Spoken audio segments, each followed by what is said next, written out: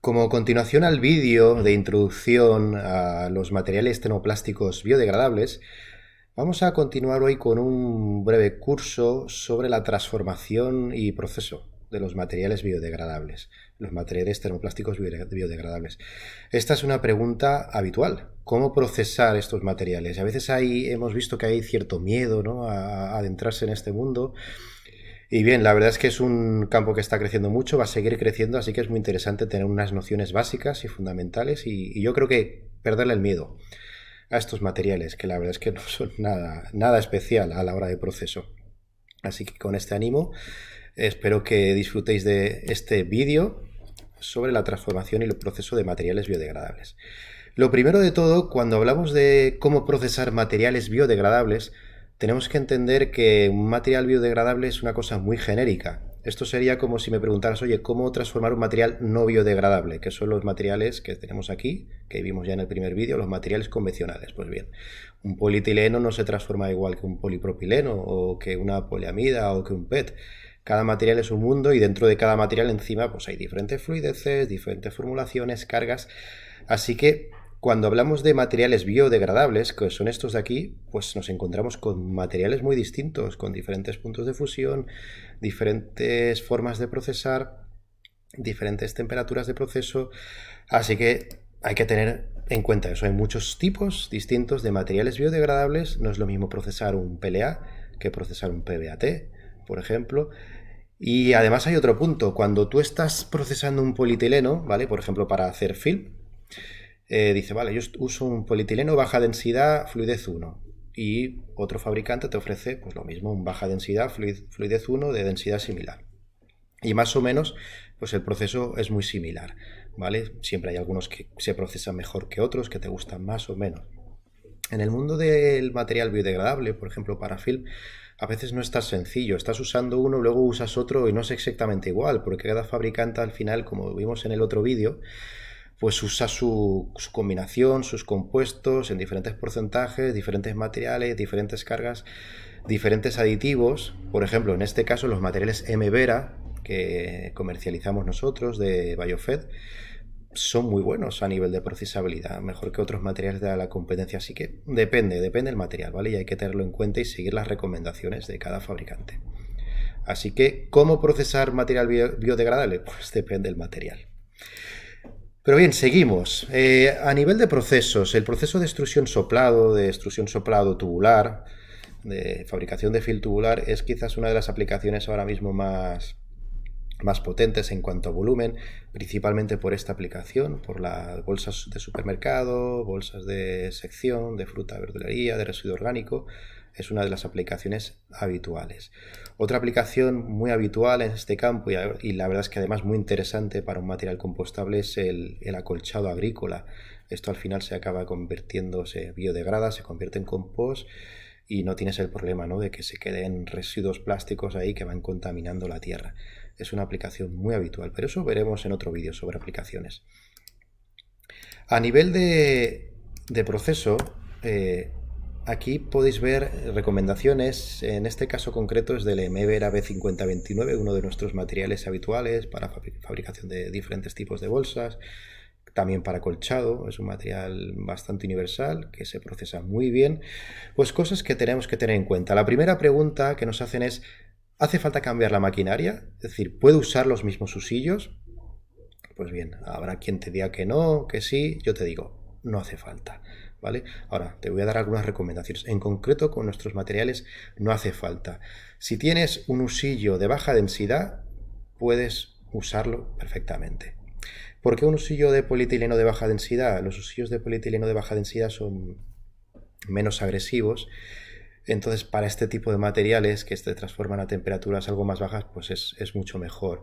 Si tienes usillos mixtos para alta y baja o usillos de alta densidad, puede ser un poquito más problemático. ¿Por qué? Porque puedes degradar el material. Si degradas el material, pues vas a empeorar las propiedades mecánicas, por un lado. También puedes llegar a quemar el paquete de aditivos. Esto encontré algún cliente que vamos, estaba procesando y estaba degradando el material, y lo que pasa es que luego tenía problemas de blocking, se les quedaba el film pegado, no se podía separar, y eso es porque estaban quemando el paquete de aditivos. Así que algo muy general y que sí que tenemos que tener en cuenta cuando hablamos de materiales biodegradables son, pues eso, un usillo que no sea muy agresivo, como el de baja densidad, y el rango de temperaturas. Aquí veis, entre 165 y 170, esto es una recomendación, ¿vale? Cada extrusor es un mundo, pero es importante que más o menos vaya en esta línea. Y importante también, bien, tú puedes configurar las diferentes zonas de usillo en ese rango de temperaturas, pero sabes que si tienes un usillo quizás muy agresivo, la temperatura de masa va a ser más alta, va a subir más. Así que es importante que controléis la temperatura de masa para que no se dispare y no acabéis fundiendo el material, ¿vale? Eso es muy importante. Algo también interesante a la hora de la extrusión soplado de film tubular.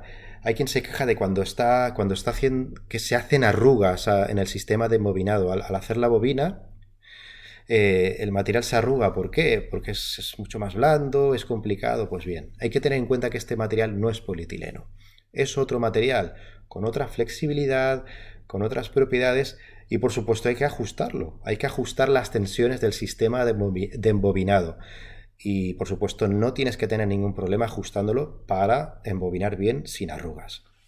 Otro aspecto del que vamos a hablar poquito, pero bueno, solo hacer una mención, es la confección. Luego si vas a hacer corte, vas a hacer bolsas, vas a hacer corte y sellado, otra vez lo mismo. Este material no es polietileno, es decir, no uses las mismas temperaturas, o sea, no pretendas que te vayan con las mismas temperaturas, con la misma velocidad o con la misma fuerza. Hay que ajustarlo, ¿vale? Porque es otro material. Estamos hablando de otro material. Aunque la aplicación sea la misma, que vas a hacer bolsas, igual que con polietileno haces bolsas, con material compostable haces bolsas, el material es distinto, por lo que hay que ajustarlo. Bien,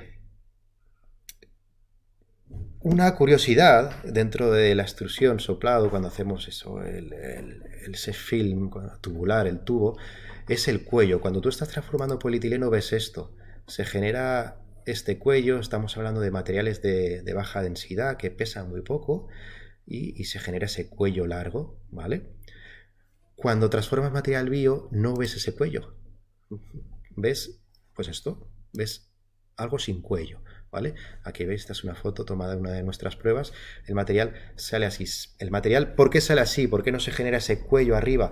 Porque tiene mucha más densidad, es un material que pesa mucho más. Para que te hagas una idea, si los polietilenos tienen una densidad por debajo de 1, pues no sé, 0,94 por ejemplo, estos materiales estamos hablando que tienen una densidad, según la referencia, entre 1,20 a nivel general y 1,40, es decir, son materiales bastante pesados. Así que no tengáis miedo cuando veáis que no conseguís generar ese cuello, es que no lo vais a hacer nunca, de hecho no tenéis que hacerlo, ¿vale? Esa es una curiosidad a la hora de cuando transforméis por primera vez estos materiales. Otro asunto interesante es el acabado. Veis aquí en la zona de la izquierda que salen esas rayitas. Esto puede deberse a dos cosas. Por un lado, contaminación de polietileno, contaminación aún en el usillo, y que cuesta, ¿vale? Para eso seguir la ficha técnica, las recomendaciones, donde según el material pues se recomienda hacer el cambio de material, pues partiendo de un material que limpie, ¿vale? De algún polietileno que ayude a limpiar. Pues bien, eso es que quedan residuos, o también podría ser que el rango de temperaturas no es el correcto, o te estás quedando corto, no estás cocinando bien o te estás pasando. Aquí veis cómo tiene que salir perfectamente uniforme, ¿vale? Si sale con este tipo de marcas de rayas es que haya contaminación o las temperaturas no son las correctas. En la siguiente imagen podréis ver también pues una imagen de ese film, veis aquí con todas esas picas, esto es de contaminación, aquí no estaba saliendo bien y después de un tiempo, veis, tiene que salir perfectamente uniforme y claro, sin trazas de otros materiales. Seguimos ahora con otro de los procesos más habituales en los termoplásticos, es el de inyección. También está creciendo mucho el uso de materiales compostables para inyección, por ejemplo para amenaje, con las nuevas legislaciones en diferentes países. Las cápsulas de café, se genera mucho residuo de cápsulas de café, somos muy cafeteros y estas capsulitas son muy cómodas, pero generamos mucho residuo, y una aplicación muy interesante para las cápsulas de café es usar material compostable que acaba con los residuos orgánicos y se convierte en compost y te olvidas. Y no hay problema, y ayudas a cerrar ese ciclo, a contribuir en la economía circular, la sostenibilidad. Una aplicación muy habitual. Ahí tenemos nuestros muy buenos materiales para cápsulas de café, para tapones, tenemos clientes haciendo bolígrafos con procesos de inyección. La imaginación al poder, hay muchas aplicaciones. Bien, aquí veis la recomendación para transformar uno de nuestros grados, el GB1015. Este material es muy interesante, un material con muy buenos ciclos. Se procesa muy bien para cápsulas de café, puedes llegar también a tener una resistencia térmica muy alta si sigues nuestras recomendaciones. Y bien, básicamente seguir las temperaturas que marcan en ficha técnica, de 160 200 grados, ya por encima de 200 ya sería un problema si el material tiene bastante contenido en PLA. Y ves, la temperatura del molde es de 60 a 105, es un rango de temperatura bastante abierto, ¿vale? Porque es que depende de la aplicación, depende de la fluidez que necesites. Muchas veces, si quieres lograr más fluidez, pues subiendo la temperatura del molde lo logras. Ahora me verás el problema si eres inyectador. Si es que, claro, subo la temperatura del molde y luego me aumenta el ciclo. Pues sí, al final hay que encontrar el equilibrio. ¿Hay que secar el material? Bien, la gran mayoría de nuestros materiales no hay que secarlos. El GP1015 no hay que secarlo. Hay algunos que sí, que se recomienda el secado, ¿vale? Eso tenéis que seguir las recomendaciones. Y nada, hasta aquí este vídeo de introducción al proceso de termoplásticos biodegradables. Si tenéis alguna duda, ya sabéis, contactar con nosotros. Y si os ha parecido interesante el vídeo, pues nada, darle me gusta y compartirlo. Esperamos que os pueda resultar de ayuda.